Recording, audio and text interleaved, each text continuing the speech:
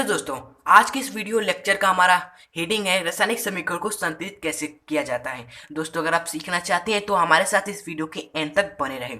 Video start करने से पहले हम आपको बता दें कि मेरा नाम है अभिषेक और आप देख रहे हैं हमारा प्यारे यूट्यूब चैनल अभिषेक लेक्चर्स। तो चलिए दोस्तों, अपने आज का ये वीडियो स्टार्ट करते हैं।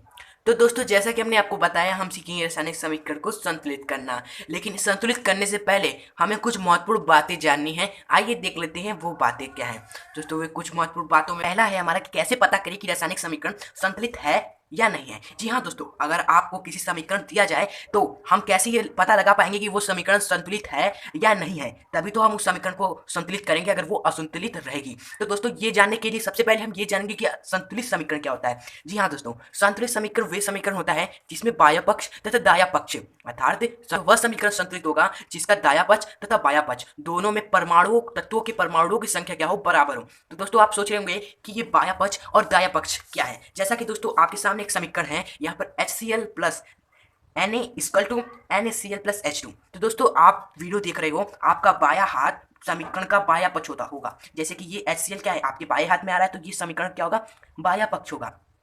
और आप वीडियो देख रहे हो, आपके दाएं हाथ के बराबर में जो समीकरण आएगा वो क्या हो जाएगा, दायां पक्ष हो जाएगा। जी हाँ दोस्तों, इस तरह आप दायां पक्ष और बायां पक्ष के बारे में पता लगा सकते हैं। तो हमने बताया कि संतुलित समीकरण क्या होता है, जिसमें बायां पक्ष तथा बायां पक्ष में जो तत्वों की संख्या है परमाणु की, वो क्या है, वो बराबर हो। तो आप सोच रहे होंगे कि तत्वों के परमाणु की संख्या क्या है, ये हम कैसे पता लगाएंगे कि किस तत्व की परमाणु की संख्या कितनी है। तो ये जानने के आइए हम ये भी बताते हैं कि आप कैसे पता लगाएंगे।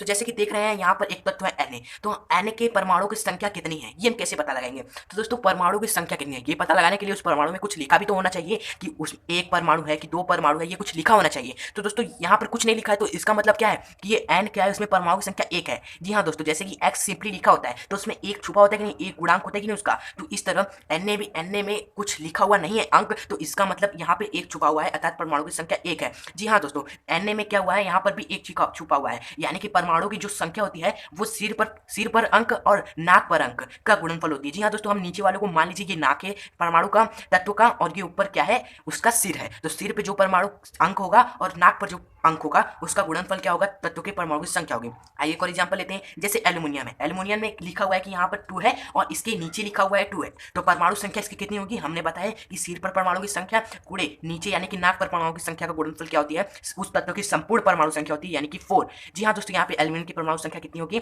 4 होगी। इसी तरह 2NaCl, तो दोस्तों यहाँ पर देख रहे हैं, हमने एक तत्व को नहीं लिया, हमने दो तत्वों को संयोज कर लिया, यानी कि NaCl लिखा लेकिन साथ में इसके गुणनफल 2 कर दिया। तो हम बताएं कितने N होंगे कितने Cl होंगे, यानी कि हमने 2 जब यहाँ पर लिख दिया तो इसका मतलब 2, तो सोडियम की तो परमाणु संख्या 2 होगी, और साथ ही साथ जो क्लोरीन होगा उसकी भी परमाणु संख्या 2 होगी, क्योंकि दोनों को हमने साथ में लिख दिया है। साथ में लिखने का मतलब ये है कि आप केवल आप दोनों ही तत्वों की परमाणु संख्या को बता रहे हो।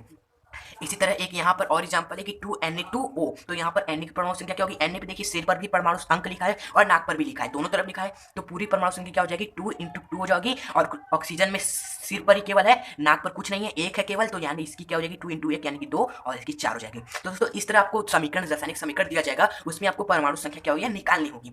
तो आइए दोस्तों, इतनी बातें जानने के बाद आप हम बढ़ते हैं रासायनिक समीकरण को संतुलित करने के लिए।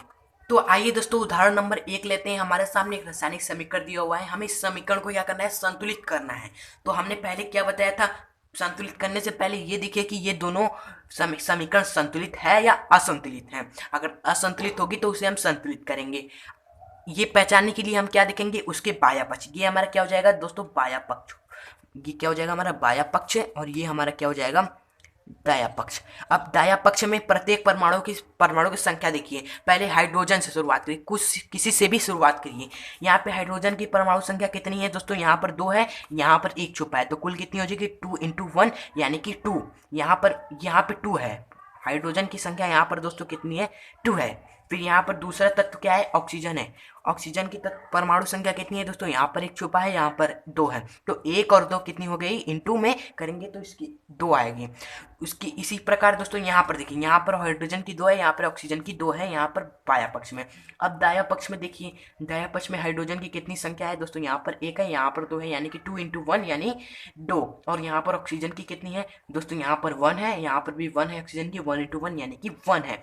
तो दोस्तों, आप देख रहे हो ये समीकरण क्या है, असंतुलित है, क्योंकि अगर संतुलित होता तो यहाँ पर जो हाइड्रोजन ऑक्सीजन की संख्या होती यहाँ के बराबर होती। तो इस तरह हमने पता लगा कि ये जो समीकरण है वो क्या है, असंतुलित है। तो इसे संतुलित करने के लिए हमें क्या करना होगा, ऑक्सीजन की परमाणु संख्या को बराबर करना होगा। यहाँ पे ऑक्सीजन की परमाणु संख्या ही तो असंतुलित है, यहाँ पर 2 है और यहाँ पर 1 है। तो इसे बराबर करने के लिए हम ऑक्सीजन में क्या करेंगे, 2 से गुणा करेंगे, 2 से गुणा करेंगे तो 2 हो जाएगा। जी हाँ दोस्तों, आप जानते हो कि नीचे तो 1 है, गुणा करने के लिए हमें 2 यहाँ चाहिए, तभी ना 2 × 1 करेंगे तो 2 होगा। तो इस तरह दोस्तों यहाँ पे ऑक्सीजन की परमाणु संख्या तो हमारी 2 संतुलित हो गई। लेकिन अब यहाँ पे ध्यान देंगे कि यहाँ पे 2 लिखने से हमारी क्या होगी, हाइड्रोजन भी तो बढ़ गया, क्योंकि अगर हाइड्रोजन में भी 2 × 2 करेंगे तो अब 2 यहाँ पे 1 × 2 कर रहे थे तो 2 आ रहा था, लेकिन यहाँ पे 2 लिखने के बाद 2 × 2 कर रहे हैं तो हमारा क्या आ रहा है, 4 आ रहा है। तो अब हम देख रहे हैं कि अब तो हमारे हाइड्रोजन असंतुलित हो गया, अब उसे संतुलित करेंगे। तो यहाँ पर 4 है, यहाँ पर 2 है, तो इसे भी 4 करने के लिए यहाँ पे हम 2 से गुणा करेंगे, 2 से गुणा करेंगे यानी तब ये 4 हो जाएगा। तो समीकरण में 2 से हम कहाँ गुणा करते हैं, यहाँ पर गुणा करते हैं। तो यहाँ पे आप क्या लिख देंगे, 2 लिख देंगे। तो इस प्रकार हमारी दोस्तों क्या हो जाएगी, 2H2 plus O2 equal to 2H2O, ये हमारी संतुलित समीकरण हो गई। इसी तरह एक और एग्जांपल है Mg प्लस O2। यहाँ पर देख रहे हैं मैग्नीशियम सिंपली क्या है, 1 है इसकी परमाणु संख्या, और ऑक्सीजन की 2 × 1 2 है। यहाँ पर मैग्नीशियम 1 है, ऑक्सीजन की दोस्तों क्या है, 1 है। ओके, तो यहाँ पर आप देख रहे हो कि मैग्नीशियम की दोस्तों परमाणु संख्या तो बराबर है, यहाँ पर भी 1 है, यहाँ पर भी 1 है, लेकिन दिक्कत कहाँ पर है, ये ऑक्सीजन में 2 है, यहाँ पर 1। तो इसको भी 2 करने के लिए हम यहाँ पे 2 से गुणा करेंगे, तभी ना 2 × 1 = 2 हो जाएगा। तो आप यहाँ पर ऐसे करेंगे तो यहाँ पर आप ध्यान देंगे कि ऑक्सीजन तो चलिए संतुलित हो गया, 2 हो गया ये भी, लेकिन मैग्नीशियम भी क्या हो गया दोस्तों, 2 हो गया। तो हम इसे क्या करेंगे, संतुलित दोबारा करेंगे। अब इधर हम क्या करेंगे, मैग्नीशियम संख्या को 2 करेंगे, तो 2 से गुणा यहाँ पर करेंगे, तो यहाँ पर लिख देंगे 2। तो दोस्तों इस तरह 2Mg plus O2 equal to 2MgO हमारा क्या हो जाएगा, संतुलित हो जाएगा। इसी तरह दोस्तों आइए बड़े समीकरण को हम संतुलित करना सीखते हैं। एग्जाम्पल हमने 1 लिया है कि Fe2O3 plus Al equal to Fe plus Al2O3। यहाँ पर आप देख रहे हैं Fe2 यानी कि F कितना है, 2 है, Fe कितना है, 2 है, ऑक्सीजन कितना है दोस्तों, यहाँ पर कितना है, 3 है, और एल्यूमिनियम कितना है दोस्तों, 1 है। ओके, आप पता लगा ले रहे होंगे आसानी से। यहाँ पर Fe कितना है, 1 है, यहाँ पर एल्यूमिनियम कितना है, 2 है, यहाँ पे ऑक्सीजन कितना है, 3 है। जी हाँ दोस्तों, आपने पता लगा लिया होगा। आइए देखते हैं, संतुलित करते हैं इसे। यहाँ पर देख रहे हो दोस्तों Fe कितना है, 2 है, यहाँ पर Fe 1 है, तो पहले हमको इसको 2 करना होगा। तो यहाँ पे हम क्या करेंगे, 2 से मल्टीप्लाई कर देंगे, तो Fe भी 2 हो जाएगा, यहाँ पर भी Fe 2 हो जाएगा। Fe क्या हो गया, हमारे बराबर हो गया। अब हम बढ़ते हैं ऑक्सीजन की तरफ। ऑक्सीजन देखिए कितना है, ऑक्सीजन यहाँ पे 3 है, ऑक्सीजन यहाँ पे 3 है, यानी कि ऑक्सीजन क्या हमारा दोस्तों, संतुलित है। हमें ऑक्सीजन संतुलित करने की जरूरत नहीं है। अब पढ़ते हैं हम एल्युमिनियम की तरफ। दोस्तों आप देख रहे हो एल्युमिनियम यहाँ पर 1 है, लेकिन एल्युमिनियम यहाँ पर 2 है। तो दोस्तों एल्युमिनियम को बराबर करने के लिए यहाँ पर भी हमको 2 करना होगा। जब यहाँ पर 2 है तो यहाँ पर भी 2 करना होगा। तो 2 करने के लिए हम 2 से क्या कर देंगे दोस्तों, मल्टीप्लाई कर देंगे। तो दोस्तों इस तरह हमारा इतना बड़ा समीकरण भी बहुत आसानी से संतुलित हो जाएगा। दोस्तों आपकी बुक में और भी एग्जाम्पल होंगे, उसे आप जरूर संतुलित करिएगा। आशा है दोस्तों आपको समझ में आ रहा होगा। आइए एक और समीकरण है, यहाँ पर 2 समीकरण और करेंगे, फिर वीडियो को एंड करेंगे। दोस्तों यहाँ पर देख रहे हैं बी ए की संख्या कितनी है दोस्तों, परमाणु की 1 है। यहाँ पर क्लोरीन की संख्या क्या है, 2 है। यहाँ पर पोटेशियम की संख्या कितनी है, 2 है। यहाँ पे सल्फर की संख्या कितनी है, 1 है, और O की कितनी है, 4 है। दोस्तों आप देख रहे होंगे बेरियम में क्या है, 1 है, कुछ लिखा नहीं है, यानी कि इसकी 1 है। क्लोरीन में कितना है, 2 है, 2 × यहाँ पर 1 2 है।